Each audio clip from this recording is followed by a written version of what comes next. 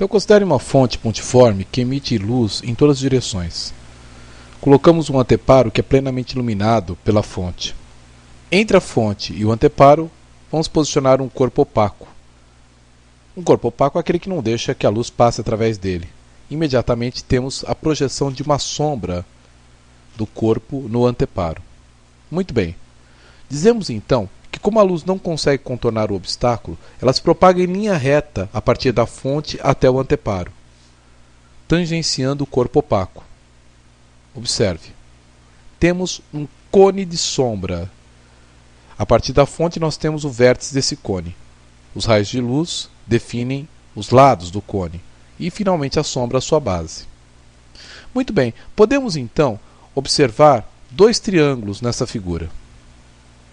O triângulo pequeno de altura Hzinho e base Dzinho, aí está ele. E o triângulo maior de base Dzão e altura Hzão.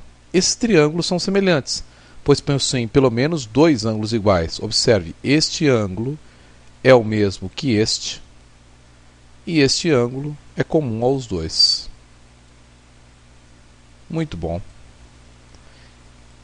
Então, dizemos que, por semelhança de triângulo, as alturas relacionam-se de tal forma que Hzinho está para Hzão, assim como Dzinho está para Dzão. A sombra, então, para nós, denuncia que a luz se propaga em linha reta através de um meio homogêneo e transparente, como o ar, por exemplo. Está aí um princípio da ótica geométrica. Agora, considere que nós tenhamos novamente a fonte F1, um corpo opaco, e sua sombra projetada. O que ocorrerá se tivermos mais uma fonte pontiforme F2? Bem, observe que cada fonte projeta sua sombra independente da outra fonte. Muito bem, só que há um detalhe. Apenas na intersecção das sombras é que nós temos a sombra projetada do corpo no anteparo. Nas outras duas regiões, nós temos regiões parcialmente iluminadas. Ou seja, a luz que é emitida por F1 não atinge essa região, porém uma parte da luz emitida por F2 atinge esta região. A mesma coisa do outro lado.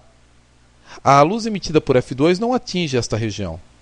No entanto, parte da luz emitida por F1 atinge. Muito bem, então essas duas regiões recebem parte da luz emitida pelas fontes. Dizemos que são regiões de penumbra.